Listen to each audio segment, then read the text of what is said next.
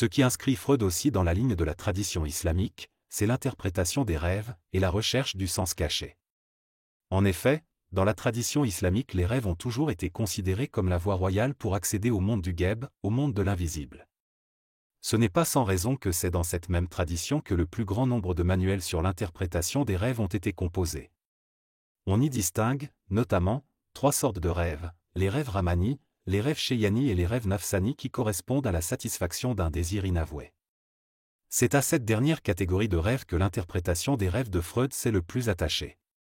Il faut aussi savoir que bien avant Freud, dans la tradition islamique, on a pratiqué l'art de l'interprétation, le ta'wil, qui consiste à aller chercher derrière le sens manifeste, zahir, le sens caché, latent, batin. Voir à ce propos, le dévoilement des effets du voyage, ou les chatons des sagesses d'Ibn Arabi, ou encore la sagesse des prophètes, dans lequel il propose par exemple, une interprétation du rêve du sacrifice d'Abraham. D'après Ibn Arabi, Abraham se serait trompé, il n'aurait pas bien saisi le message divin qui lui a été adressé dans son rêve. Il a pris son rêve à la lettre, alors qu'il aurait dû l'interpréter. Lorsqu'Abraham vit dans un songe qu'il immolait son fils, il s'agissait en fait de se sacrifier lui-même. Ibn Arabi, La sagesse des prophètes, Paris, Albin Michel, 2008, page 70. Le véritable sens du rêve, d'après Ibn Arabi, ce n'est pas le sacrifice du fils, mais le sacrifice de l'ego, de l'animalité du père. D'où la substitution, par Dieu, du bélier à la place du fils. Il faut savoir que l'on retrouve la même idée chez Freud dans le sacrifice du père de la horde primitive. Comme par hasard, Lacan, lui aussi, va interpréter le sacrifice d'Abraham. Ce qui est d'autant plus troublant, c'est qu'il va l'interpréter exactement de la même manière qu'Ibn Arabi. Chez Lacan, c'est également l'animalité du père qui doit être sacrifiée, et non le fils. Ce dont il s'agit de provoquer la chute, dans la substitution du bélier au fils, c'est l'origine biologique, autrement dit, la toute jouissance du père. Jacques Lacan, Les noms du père, leçon du 20 novembre 1963, version numérique, page 427. Ce qui de la tradition islamique est également passé dans la psychanalyse, c'est le diwan, le divan, meuble d'origine orientale, qui symbolise à lui seul aujourd'hui la psychanalyse. Aussi ce n'est pas par hasard que dans le bureau de Freud, il était recouvert de tapis persans. C'est peut-être un détail, mais ce détail est très révélateur. Freud ne collectionnait pas que des tapis persans, mais fort probablement aussi la poésie persane comme Goethe avant lui. C'est pourquoi, si l'on veut faire le lien entre la tradition islamique et la psychanalyse freudienne, le mieux encore, est sans doute, d'en passer par Goethe. On sait très bien à quel point Goethe a pu influencer Freud. Il est, parmi toutes ces références, de très loin, celui qui est le plus cité. Très tôt, il va occuper une place de guide pour lui. Il était sa principale source d'inspiration. Freud le considérait d'ailleurs comme le véritable précurseur de cette « science de l'âme » qu'est la psychanalyse. Je pense que Goethe n'aurait pas, contrairement à tant de nos contemporains, rejeté avec hostilité la psychanalyse. Il s'en était même approché sur bien des points, et il avait, par sa propre intuition, découvert bien des choses que nous avons pu confirmer depuis lors. Freud, résultat, idée, problème, 2, Paris, Presse universitaire de France, 1985, page 182.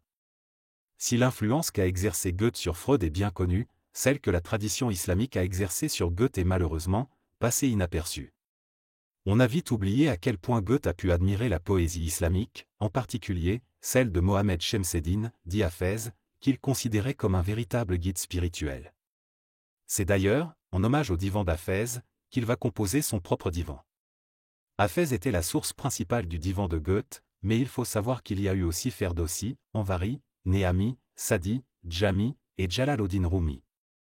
On a aussi oublié l'admiration que Goethe pouvait avoir pour le Coran, admiration qui va le pousser à étudier l'arabe et à traduire des sourates entières. On a également oublié qu'il avait lu et étudié avec beaucoup d'intérêt la vie du prophète oriental.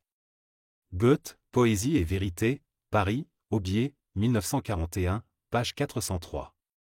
Cette admiration pour la tradition islamique va rester présente jusqu'à la fin de sa vie.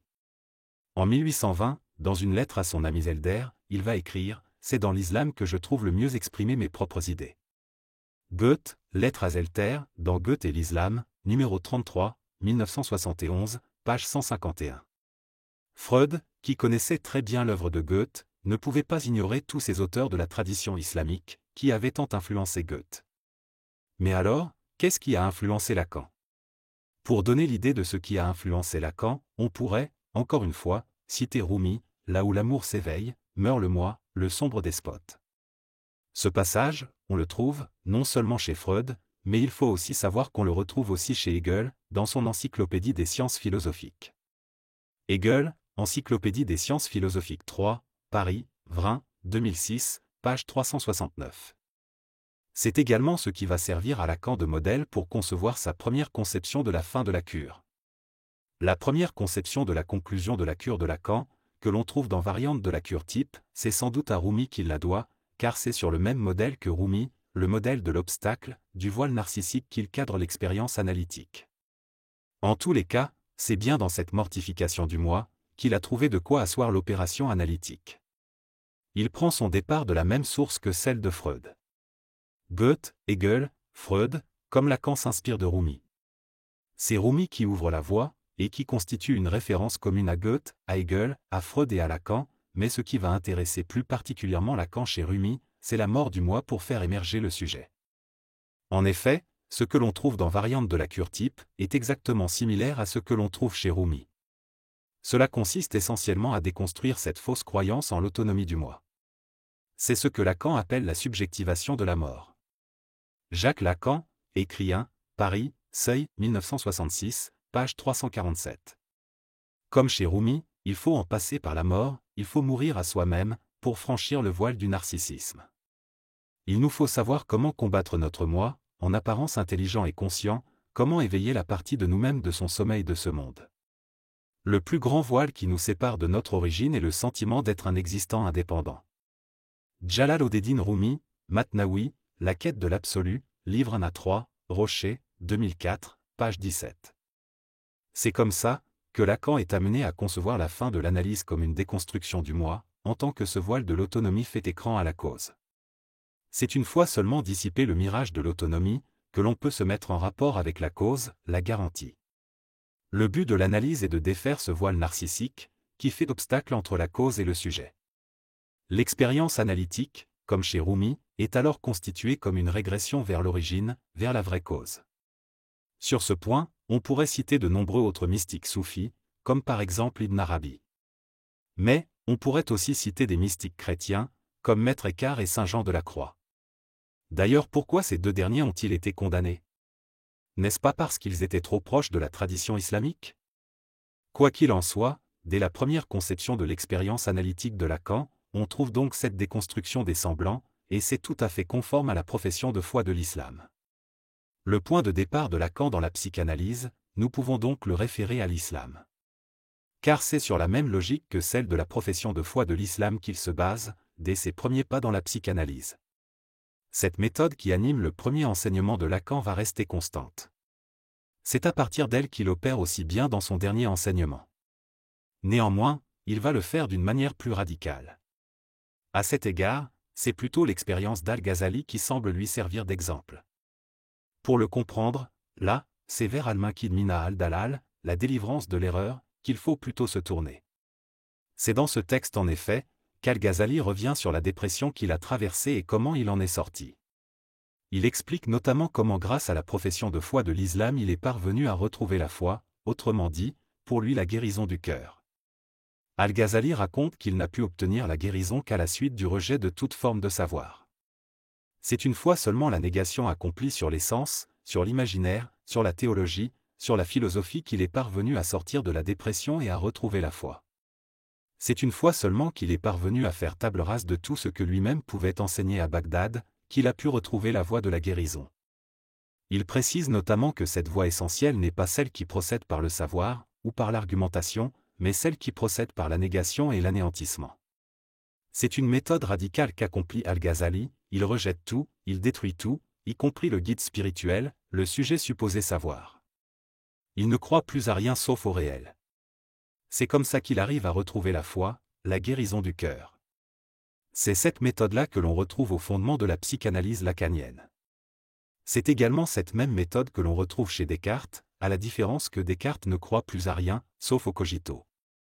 Aussi Kant rejoint ici d'une certaine façon Al-Ghazali, quand il dit « Je devais donc supprimer le savoir, pour trouver une place pour la foi ». Kant, Critique de la raison pure, Paris, Gallimard, 1980, page 54. Voilà ce qui me paraît indiquer, de la manière la plus claire, l'orientation lacanienne. Dans Al-Munkid Mina al-Dalal, on retrouve exactement la même méthode que chez Lacan. L'expérience analytique implique toujours, d'une certaine façon, une déconstruction de ce type-là. C'est simple et ça me paraît, en plus particulièrement, illuminant.